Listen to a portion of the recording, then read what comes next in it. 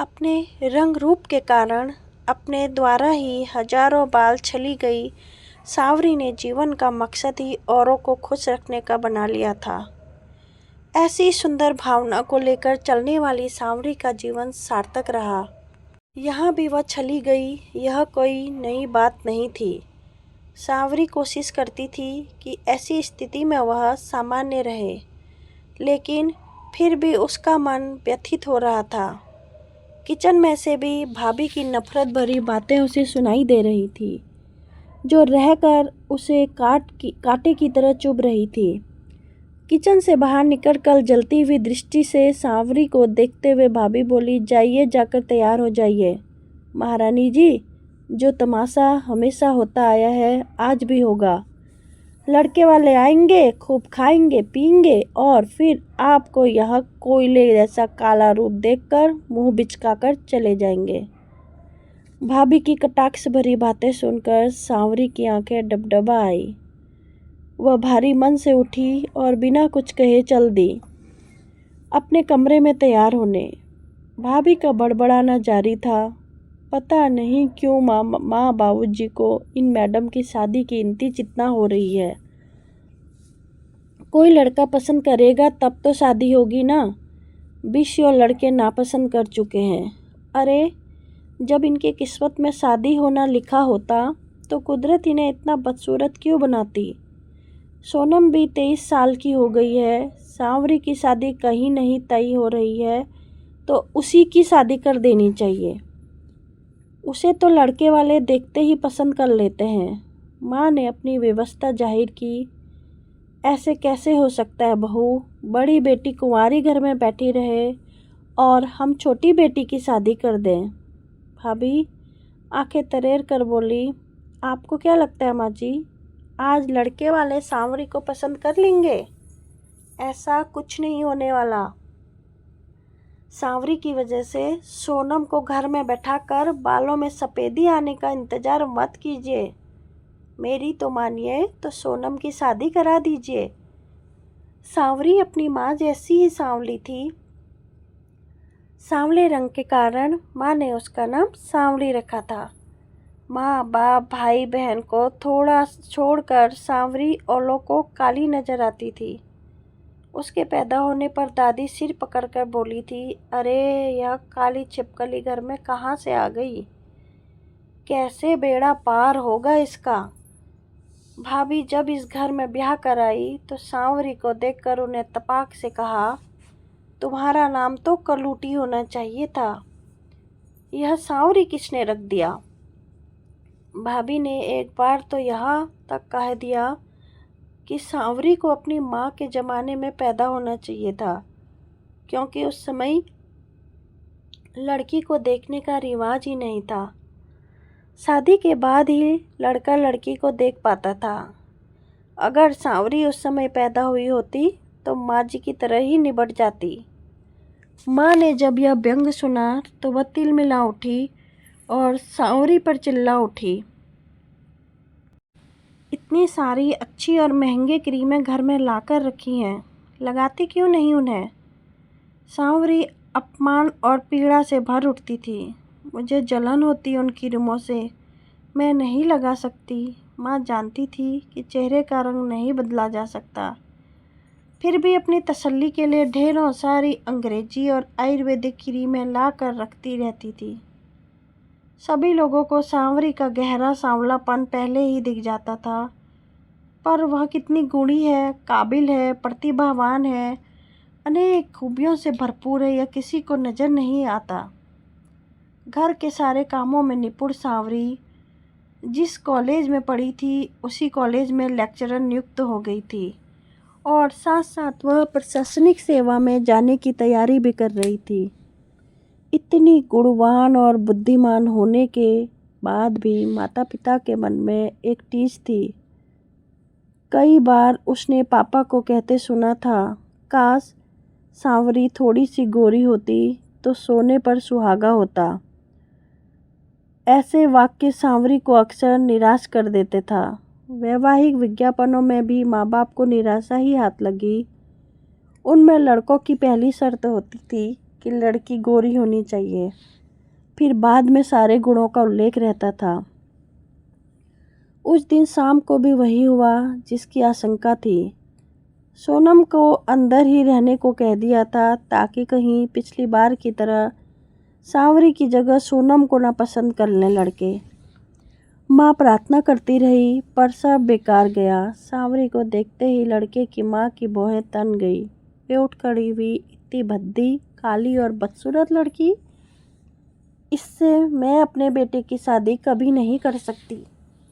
कमरे में सन्नाटा छा गया। पापा हाथ जोड़ते हुए बोले, बहन जी, हमारी बेटी केवल रंग से मात खा गई है, आपकी गृह गृहस्थी को अच्छे से जोड़ कर रखेगी। बहुत ही गुणी और सुशील है मेरी बेटी।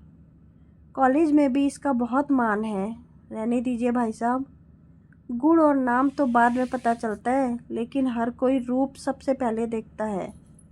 मैं इस लड़की को बहू बना कर ले जाऊंगी तो लोग क्या कहेंगे कि ज़रूर मेरे बेटे में कोई कमी है, तभी ऐसी बहू घर में लाई है, कहकर सब चलते बने। घर का वातावरण तनाव युक्त और बोझिल हो गया। पापा चुपचाप सोफे पर बैठकर सिगरेट पीने लगे। माँ रोने लगी। भैया बाहर निकल गया। सोनम अंदर से आकर चाय नाश्ते के बर्तन समेटने लगी। भाभी के ताने शुरू हो गए थे और सांवरी सब कुछ देख सुनकर फिर से सहज और सामान्य हो गई। उस वर्ष सांवरी को अपने कॉलेज की सबसे लोकप्रिय प्रवक्ता का पुरस्कार मिला था। अपने अच्छे व्यवहार और काबिलियत के दम पर वह कॉलेज के प्रत्येक विद्यार्थी और शिक्षक की पहली पसंद बन गई थी। इतनी कम उम्र में किसी प्रवक्ता को यह पुरस्कार नहीं मिला था। उसे लगातार बधाइयाँ मिल रही थी। एक दिन कॉलेज पहुंचकर जैसे ही वह स्टाफ रूम में गई तो वहाँ टेबल पर एक बड़ा सा बुके देखा। समूचा वातावरण उस बुके के फूलों की खुशबू से महक रहा था। कितना सुंदर बुके है, सांवरी के मुंह से निकला। वहीं बैठी सांवरी की एक सहयोगी और दोस्त रचना हंस पड़ी और बोली, यह बुके आपके लिए ही है मिस सांवरी। मुझे किसने बुके भेजा है? मैंने, पीछे से किसी युवक की आवाज़ आई। सांवरी चौंक कर पलटी तो देखा कि एक सुंदर और स्मार्ट युवक उसकी तरफ देखकर मुस्कुरा रहा था। आप कौन हैं? सांवरी ने पूछा। रचना ने दोनों को परिचय कराया। सांवरी, ये मिस्टर राजीव, हिंदी के लेक्चरर, आज ही कॉलेज ज्वाइन किया है। ये कवि भी हैं। और मिस्टर राजीव, ये है मिस सांवरी, जीव विज्ञान की लेक्चरर। कमाल है, आप लेक्चरर हैं? मुझे तो लगा शायद कॉलेज की कोई स्टूडेंट है। सांवरी ने हैरान होकर कहा, हैरान तो मैं हूँ। इतने कम समय में आप कॉलेज में इतनी लोकप्रिय हो गई हैं, वरना लोगों की तो पूरी ज़िंदगी ही निकल जाती है कॉलेज में हर एक की पसंद बनने में। सांवरी हंस दी। मुलाकातों का सिलसिला चढ़ पड़ा। खाली समय में राजीव सांवरी से कविता और साहित्य पर बातें करता था, जो सांवरी को बहुत अच्छी लगती थी। उन दिनों राजीव एक कविता संग्रह लिखने की तैयारी कर रहा था। कविता संग्रह सपने के बाद वह काफ़ी प्रसिद्ध हो गया। हर तरफ से बधाइयों का तांता लग गया था। राजीव को सबसे पहले बधाई सांवरी ने ही दी थी। बधाई स्वीकार करते हुए राजीव ने कहा, पता है सांवरी, मेरी इन कविताओं को लिखने की प्रेरणा तुम ही हो। तुम मेरे पतझड़ जैसे जीवन में बसंत बनकर आई हो। बिना किसी भूमिका के राजीव ने यह बात कह दी। सांवरी के दिल की धड़कनें मानो तेज हो उठी। उस दिन सांवरी ने राजीव की आंखों में अपने लिए दोस्ती के अलावा और भी कुछ देखा था। क्या वे सचमुच मुझसे प्यार करते थे? यह विचार मन में आते ही सांवरी का रोम रोम पुलकित हो उठा।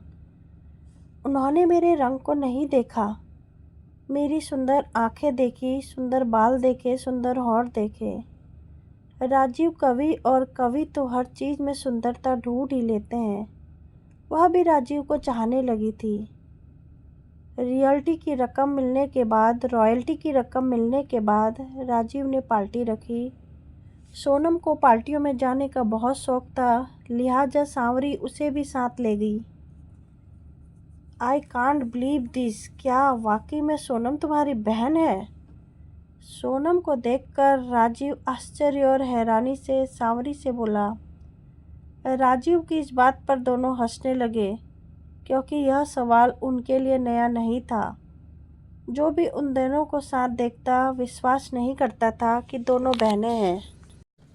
पूरी पार्टी के दौरान राजीव सोनम के इर्द गिर्द मंडराता रहा। सांवरी की ओर उसने जरा भी ध्यान नहीं दिया। सांवरी को यह थोड़ा बुरा भी लगा, पर वह सोचकर सामान्य हो गई कि शायद अपनी होने वाली साली से मेलजोल बढ़ा रहे हैं। पार्टी खत्म होने के बाद राजीव ने उन दोनों से कहा, तुम्हारे माँ बाप ने तुम दोनों बहनों का नाम बहुत सोच समझ कर रखा है, सांवली सी सांवरी और सोने जैसी सुंदर सोनम। दोनों बहनें यह सुनकर मुस्कुरा दी। उसके बाद राजीव का सांवरी के घर भी आना जाना शुरू हो गया। घर के सभी सदस्य वह काफ़ी घुल मिल गया। एक दिन राजीव ने सभी लोगों से बैठा बातें कर रहा था। सांवरी किचन में चाय बना रही थी। चाय लेकर जैसे ही कमरे में घुसने को थी कि उसे भाभी का स्वर सुनाई पड़ा। वे राजीव से पूछ रही थी, तो कैसी लगी आपको हमारी ननद? बहुत सुंदर है। इनके सौम्य रूप से मैं बहुत प्रभावित हुआ हूँ। पहली बार जब मैंने इन्हें देखा था तभी से इनकी मूरत मेरी आंखों में बस गई है। मेरी तलाश पूरी हो गई है। अब मैं इस संबंध को नया नाम देना चाहता हूँ। शादी करना चाहता हूँ मैं इनसे। मेरे पापा तो नहीं है, केवल माँ और एक छोटी बहन है। उन्हें लेकर कल आ जाऊँगा शादी की बात करने। सांवरी का चेहरा शर्म से लाल हो गया। वह अंदर नहीं गई। रात को खाने के समय वह किसी के सामने नहीं गई, कहीं भाभी या सोनम उसे प्यार से छेड़ न दें। आज रात नींद उसकी आंखों में कोसों दूर थी और सब कुछ अच्छा ही होगा। पहली बार अपने जीवन को लेकर वह बहुत उत्साहित थी। राजीव ने उसकी शादी होने के बाद सोनम की शादी का भी रास्ता साफ हो जाएगा। 2 दिन पहले माँ को पापा से कहते सुना था, अब हमें और देर नहीं करनी चाहिए। सोनम की शादी कर देने में ही भलाई है। सांवरी के नसीब में कोई होगा तो उसे मिल जाएगा। पापा ने भी हामी भर दी थी। सांवरी के जी में आया था कि उसी समय राजीव के बारे में बता दे, पर अब तो उनकी सारी चिंता दूर हो गई होगी। राजीव ने खुद सांवरी का हाथ मांगा था। यही सब सोचते न जाने कब उसकी आंख लग गई। सुबह काफ़ी देर सांवरी की आंख खुली। घड़ी में देखा 10 बज चुके थे। वह हड़बड़ा कर उठी।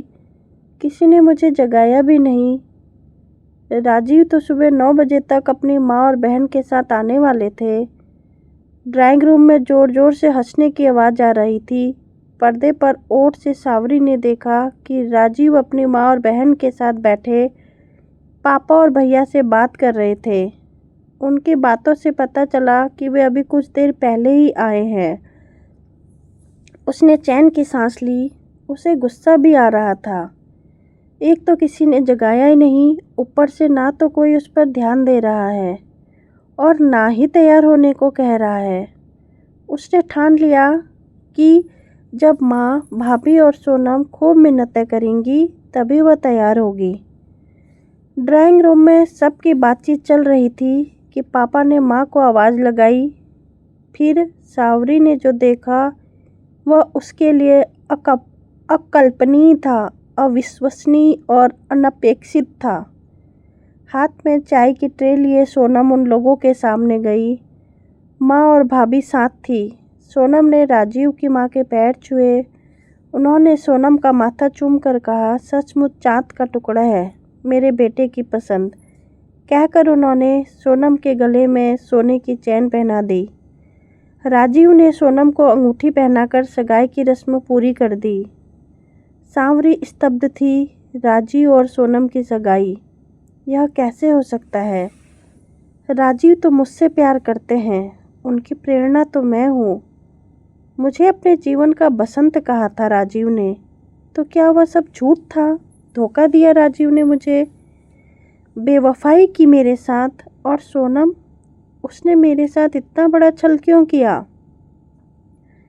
वह तो मेरे सबसे ज़्यादा करीब थी। वह हमेशा कहा करती थी कि दीदी, जब तक आपकी शादी नहीं हो जाती मैं अपनी शादी के बारे में सोच भी नहीं सकती हूँ। फिर ये सब क्या है? कितनी बुरी तरह से छला है राजीव और सोनम ने मुझे। इतना बड़ा आघात, इतना भीषण प्रहार किया है इन दोनों ने मुझ पर। इन्हीं दोनों को तो मैं सबसे ज़्यादा प्यार करती थी। लाख चाह कर भी सांवरी सहज नहीं हो पा रही थी।